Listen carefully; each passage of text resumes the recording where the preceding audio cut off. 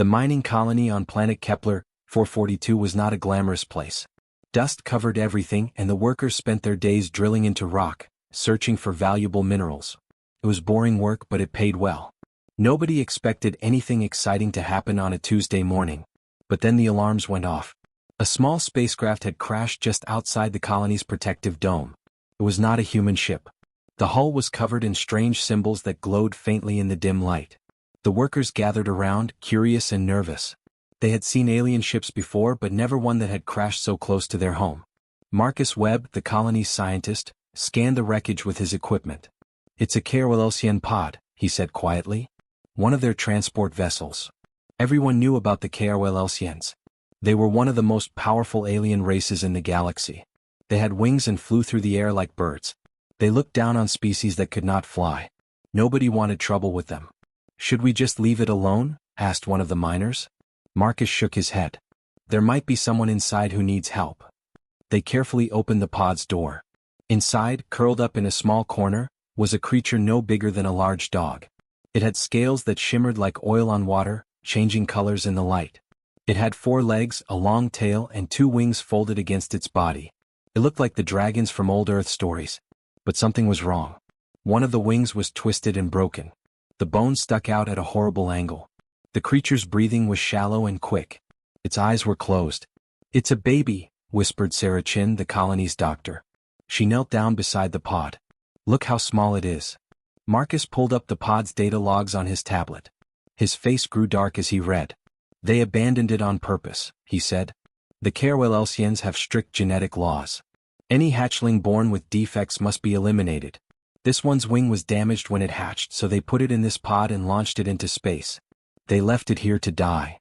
The workers looked at each other uncomfortably. In space, resources were precious. Most alien species would never waste time on a creature that could not survive on its own.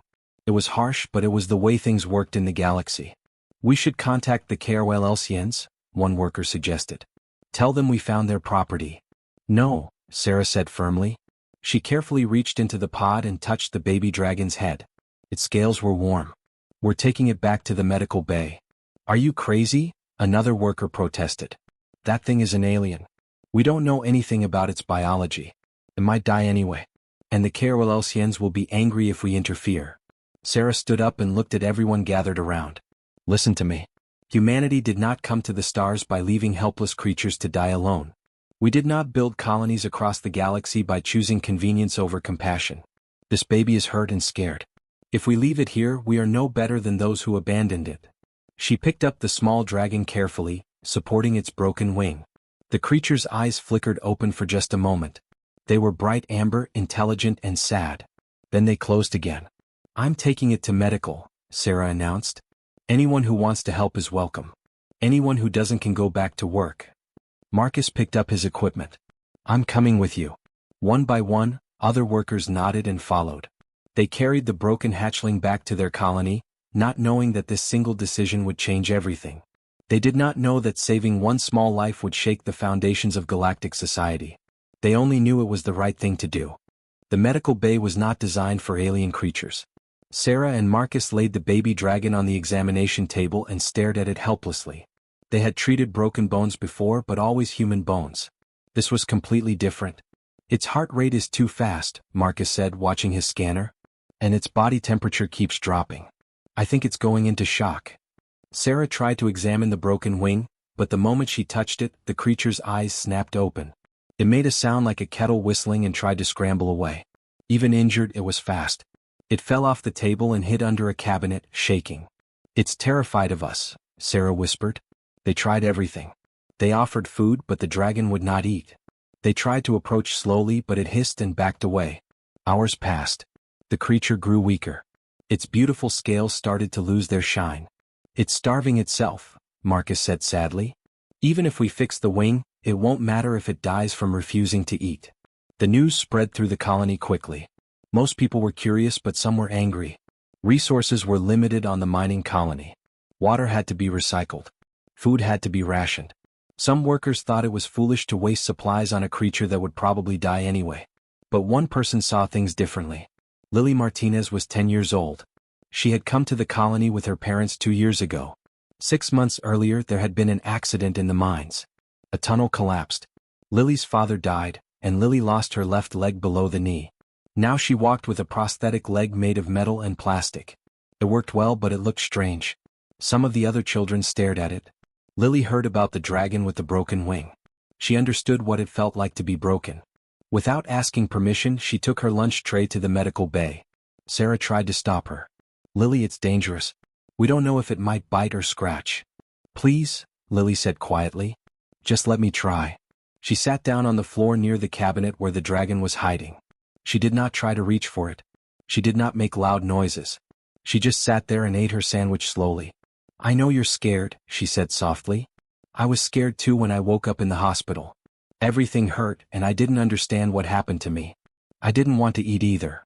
The dragon's amber eyes watched her from the darkness under the cabinet. Lily took a piece of her sandwich and placed it on the floor, then scooted back. "You don't have to be afraid. Nobody here wants to hurt you." She came back the next day, and the next. Each time she sat on the floor and talked to the dragon. She told it about her father. She told it about how much her leg hurt when they fitted the prosthetic. She showed it how the metal leg worked. "See? I'm different now. I can't run as fast as I used to, but I can still run. Being broken doesn't mean being finished." On the fourth day something changed. Lily placed food on the floor as usual. This time the dragon slowly crept forward. Its broken wing dragged behind it. The creature sniffed the food carefully, then took a small bite. Then another. Lily smiled with tears in her eyes. "Good. That's good." The dragon ate everything she offered. When it finished, it did something unexpected. It crawled closer to Lily and rested its head on her knee. She carefully stroked its scales. They were warm and smooth. "We'll help you," she promised. "I don't know how yet, but we will." From that moment on, the dragon would only eat if Lily was present. The two of them, both broken in their own ways, had found each other. Sarah and Marcus watched in amazement. The colony had saved the dragon's life, but perhaps the dragon was saving something too. It was reminding them all what it meant to be human. 3 weeks had passed since Lily made her connection with the dragon. The creature was eating well now and growing fast. Sarah had named it Ember because of the way its scales glowed red when it was happy. But there was a problem that no amount of food could fix. Ember's wing would never heal on its own. Marcus had examined it carefully with every piece of equipment they had. The bones were shattered in too many places. The muscles were torn beyond natural repair. In the wild, Ember would never fly. In Kerwell society, that meant Ember had no value at all. "There has to be something we can do," Lily said stubbornly. She sat next to Ember every day, and the dragon followed her everywhere with awkward, hopping steps. The broken wing dragged uselessly behind. Jamie Rodriguez, the colony's chief engineer, scratched his chin thoughtfully. He had been watching Ember try to move around the colony. "What if we built a new wing?" Everyone stared at him. "You mean like a prosthetic?" Sarah asked. "Jamie, that's impossible. We're talking about a wing, not a simple leg brace. It needs to move in complex ways. It needs to be light enough to fly but strong enough to hold the creature's weight. And somehow it needs to connect to the nervous system." Jamie looked at Lily's prosthetic leg. 500 years ago, people said artificial legs were impossible too. Then they said artificial hearts were impossible. Then they said faster than light travel was impossible. Humans have a bad habit of doing impossible things. The idea spread through the colony like wildfire. Some people thought it was brilliant. Others thought it was a waste of time and resources. But Jamie would not give up. He started designing. He used the colony's 3-dimensional printer to create models. He studied Ember's good wing for hours, measuring every angle and curve. He watched videos of birds and bats from Earth, trying to understand how wings actually worked. The first design was too heavy. Ember could not even lift it. The second design was too fragile. It broke during the first test. The third design would not connect properly to Ember's shoulder. Weeks turned into months. Ember kept growing. The dragon was now as big as a horse, with scales that shimmered like precious gems. Ember had learned to communicate using a tablet computer, touching symbols with a claw to form simple sentences. The intelligence behind those amber eyes amazed everyone. But Ember was also becoming sad. The dragon would watch birds flying outside the colony dome and make soft, mournful sounds. Once, Ember tried to jump and flap the one good wing, desperate to feel the sky. The dragon crashed hard into the ground.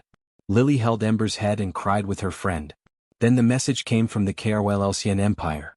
It appeared on every screen in the colony, written in perfect human language. You are harboring defective KRYLCN property. The creature must be terminated immediately. This is not a request. You have 1 week to comply or your colony will face severe consequences. Trade routes will be closed. Supply ships will be banned. Your mining licenses will be revoked. The colony held an emergency meeting. Without supplies they could not survive. Without trade routes they would be stranded. The KRYLCNs were powerful. They could destroy everything the colonists had built. Maybe we should consider their demands, one worker said quietly. I know it sounds cruel, but we have to think about everyone here. We have families. Children. Sarah stood up slowly. Let me ask you something. If it was your child born with a disability, would you throw them away because someone else said they were defective? Would you kill them because keeping them alive was inconvenient? The room fell silent. We vote, Sarah said. Everyone who wants to surrender Ember, raise your hand. Not a single hand went up. Then we keep working, Jamie said, rolling up his sleeves. And we find a way to make this wing work. 6 months after finding Ember, Jamie finally had a wing he believed would work. It was beautiful and terrifying at the same time. The frame was made of lightweight titanium alloy, the same material used in spacecraft. The wing membrane was a special synthetic fabric that could flex and bend like real skin. Tiny sensors connected to Ember's nervous system, allowing the wing to respond to thought just like a natural limb. The surgery took 14 hours. Sarah and Marcus worked carefully, connecting artificial nerves to real ones, attaching the metal frame to bone and muscle. When it was over, they were exhausted but hopeful. Ember woke up slowly. The dragon looked at the new wing with confusion, then wonder. It glowed softly with blue light where the neural connections pulsed with electricity. When Ember thought about moving it, the wing responded.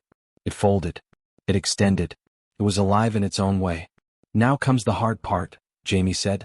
Learning to fly with one natural wing and one mechanical wing was not easy. The colony's largest dome was cleared for testing. Everyone gathered to watch. Lily held Ember's foreclaw and whispered encouragement. You can do this. I know you can. Ember's first attempt lasted 3 seconds. The dragon jumped, flapped both wings and immediately spun sideways. The mechanical wing was stronger than the natural one, throwing off the balance completely. Ember crashed into a pile of cargo containers with a loud bang. The second attempt was worse. Ember got higher but could not control the direction. The dragon slammed into the dome wall and fell hard. By the 10th attempt, some colonists were starting to leave. It was too painful to watch. Ember was getting frustrated and hurt. Maybe this had been a foolish dream after all. But Lily would not give up. Remember what you told me, she said to Jamie. Humans do impossible things. The Wright brothers failed dozens of times before they succeeded. Jamie had an idea. He created a virtual reality program that simulated flying. Ember wore special goggles and practiced in the computer world first, learning how to balance the 2 different wings. They used motion sensors to record every movement, then adjusted the prosthetics programming to respond better. Slowly, carefully, Ember began to understand. Attempt 32 was better. Ember flew for almost 10 seconds before losing control. Attempt 40 reached 20 seconds. Attempt 45 ended with another crash, and Ember refused to try again that day.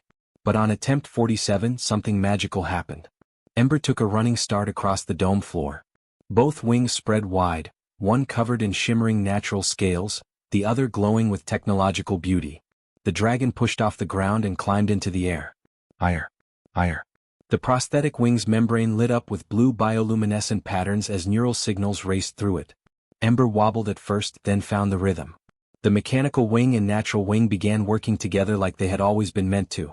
Ember soared. The dragon flew in circles around the dome, picking up speed and confidence. A cry of pure joy erupted from Ember's throat, a sound between a roar and a song that made everyone's heart skip. Tears ran down Lily's face as she watched her friend dance through the air. The colonists erupted in cheers. People hugged each other. Some were crying. They had witnessed something that should have been impossible. Someone had broadcast the flight on the Galactic Network. Within hours, billions of beings across thousands of worlds watched the video. They saw a creature that had been thrown away learning to fly again. They saw humans refusing to accept that broken meant finished. The message spread faster than light itself. The KRYLCN Empire tried to block it, but it was too late. Everyone had seen what compassion and engineering could accomplish together.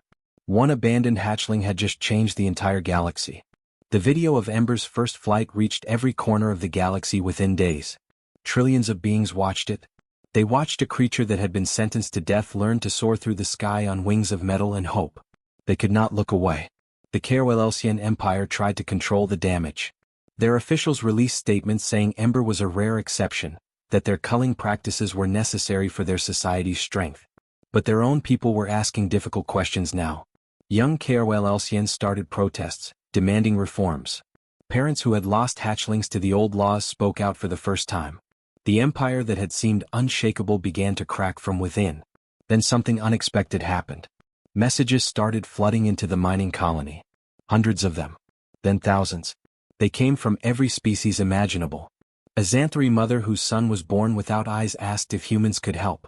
A Vextari engineer whose daughter could not walk begged for guidance. A Morphean whose genetic code was considered impure pleaded for sanctuary. They all had the same desperate hope.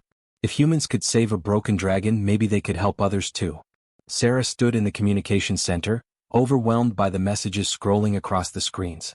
"We can't possibly help everyone," she said quietly. "We're just a small mining colony." "Then we teach them," Marcus replied. "We share everything we learned. Every design, every technique, every mistake we made. We show them it's possible." The colony transformed. Mining equipment was pushed aside to make room for medical facilities. Scientists and engineers from Earth arrived to help.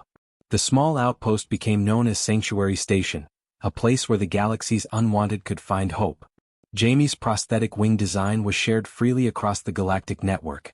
Other engineers improved it, adapted it, created versions for different species.